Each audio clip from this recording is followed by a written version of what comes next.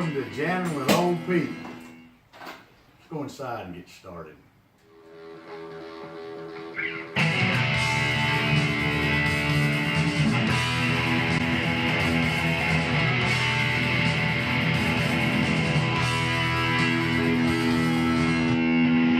Welcome to Pete's Parlor for another installment of How to Jam. So this installment's going to be about how to learn songs you just can't play. Now, what do I mean by that? Well, if you're playing guitar, there's always that one song you get to that you really would love to be able to play, but you just don't have the technical ability yet to play it. So what ends up happening most of the time is you take that song and you set it to the side, and you decide that I'll learn that song when I have the technical ability to learn it. And so eventually you'll get to it, you hope, and sometimes I've got songs that I never got around to. What I'm going to show you tonight, today, or this afternoon, or sometime, is basically how to be able to play with these songs you can't play. Now, if you can't play it, how can you play along with it?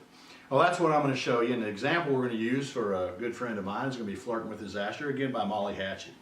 So to start off with, I'm going to show you some techniques or some styles that Molly Hatchet's notorious for. And if you're not really up on how to do these, I'll show them to you, and you need to practice them because they are used extensively throughout all kinds of different rock and roll. Molly Hatchet tends to use some of these techniques a lot more than some of the other bands. The first of all is we're going to use a lot of bar chords, and it's kind of like Rush 2112. If you want to practice your bar chords, go get Rush 2112 and learn all those songs because it's bar chord heaven. So really, most of the bar chords that they're working out of are off of A. And if you don't know what a bar chord is, then you'll have to check out my video on bar chords. I haven't made that yet, but I will. And so I guess if you go watch it, that means I did make it. So okay, we'll figure that one out at some other time continuum. So we're looking at A. If you take that A and bar it,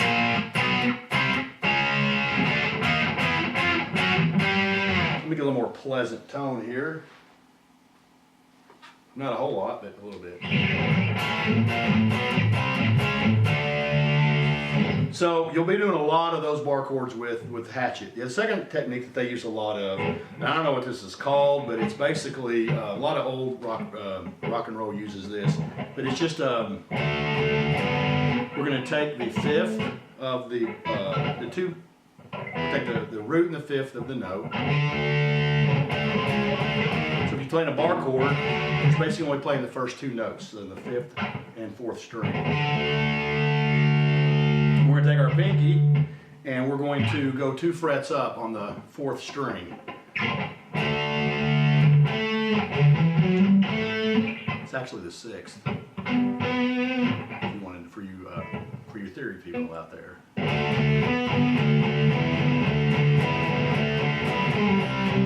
Heard that before in 100 songs. Joe Walsh uses it. You can change your right hand rhythm. It's also Johnny Be Good. That's a technique you need to practice and get comfortable with, and then and the bar chords. And those two things will really get you into the song or into that some of the technique they use. So I'm gonna kind of break the song down into sections.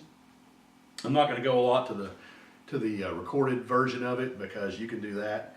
But the first part really starts off with the guitar pedaling a low E.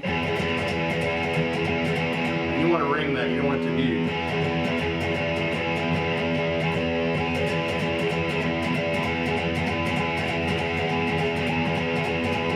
Now, I'm guessing that one guitar is doing that and the other guitar is playing the second part. I'm going to play both parts.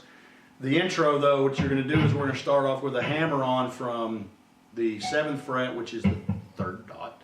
We're going to hammer on to the 9th. Another technique that's used a lot with Molly Hatchet and a lot of rock and roll, but especially in this song, is double stops. Double stops is 2 notes on adjoining strings played together. So, for example, we're going to play the 3rd and the 4th strings. We're going to be holding down or fretting on the 7th fret, 3rd dot, for those fret impaired. And And the second double stop is going to be just moving it to the 9th fret, using my 3rd finger. So all together that goes. And that's really the whole intro. Let's play it.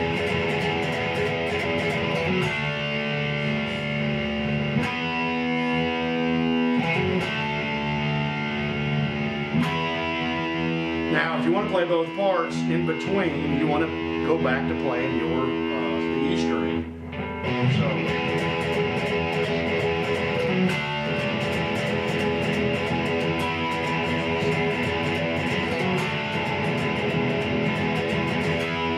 Now, if you can't do that, fine. Play one part, play the other.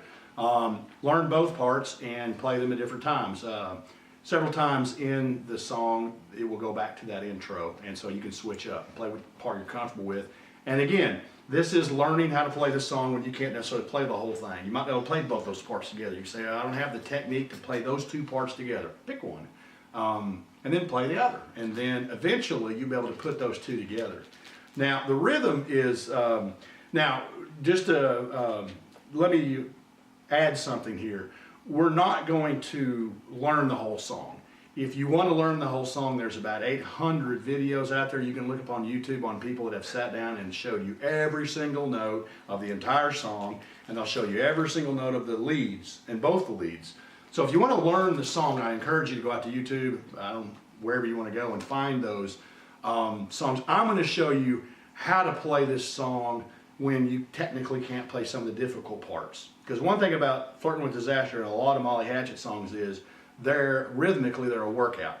When you play Flirting with Disaster, you play the whole thing correctly, or all the notes in there, all the riffs and everything. It's when you get done with, you're like, whew, you know, we played on that one. It's just not, it's not playing an AC/DC power chord tune. But that makes it a lot of fun. So anyway. So from there, we're just gonna, they just go down into the chorus, which is, and then they do I don't know what this technique's called, but a lot of times you'll see people do a passing tone, and they'll take the bottom part, the tonic, the root of the double stop, and they'll drop it a half step. You hear that a lot in rock music, so it's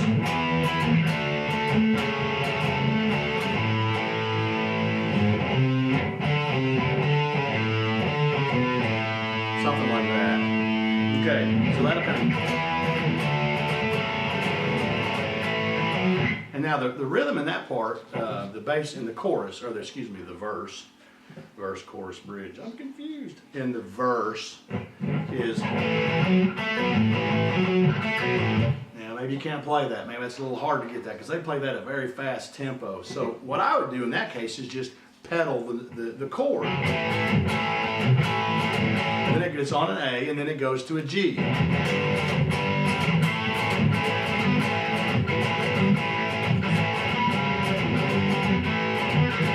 See, so now you're playing the tune without having to play all the difficult parts in it. The next thing in the verse, or is it the chorus, or is it the bridge? It's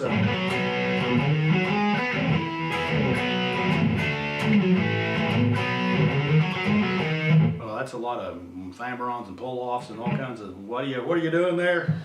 All you gotta do is practice the bar chords. And again, reference Rush 2112 if you want to practice moving bar chords rapidly. So all you have to do is leave all the inner licks out and just start. It's going to start on a B. A flat. C. Anyway. Up to an E, back down, we're going to go to D, then to A.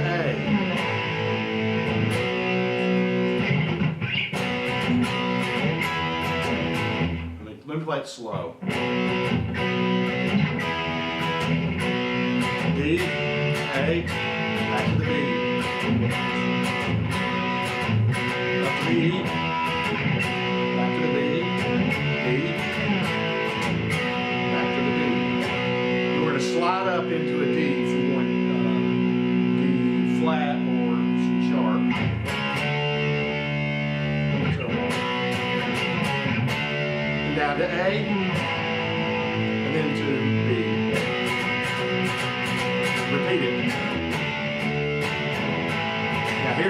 we're going to do chromatic. Chromatic means every single note in a row, no skipping. So we're going to do bar chord chromatic. Starting on A.